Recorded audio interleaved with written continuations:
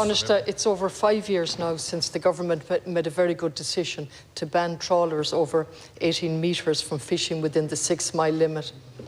It's over 5 years. It's over 10 months since the Court of Appeal held that policy at naught on a very narrow ground. The decision was very good. It was because it was unsustainable.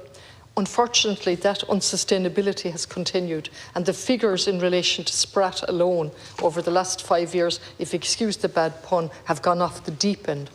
And we have on average 12,400 tonnes a year of sprat being caught, when the recommended is 2,800.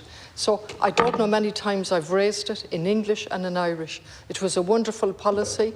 I fully support you on it, but really the delay in the action, the last reply I got was that we were waiting for more scientific research. In the meantime, this unsustainable situation continues.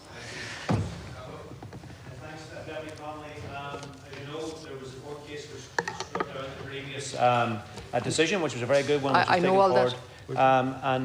We received the final judgment in that court case a few months ago. My team have been working on this in terms of all of the preparatory work that is necessary to start this again. You will understand, given our previous experience in relation to the court challenge, which ultimately knocked it down, that we have to be very careful and judicious in relation to each step of that. So this is something I want to step forward as quickly as possible. I am very concerned about what's going on in relation to larger vessels, particularly in relation to sprat in the inshore inside the 12-mile zone. I want to take this forward, and I can assure you we're doing all we can to take that forward as quickly as we can to get to a stage where we get the successful outcome that we want to see here. Thanks for raising it.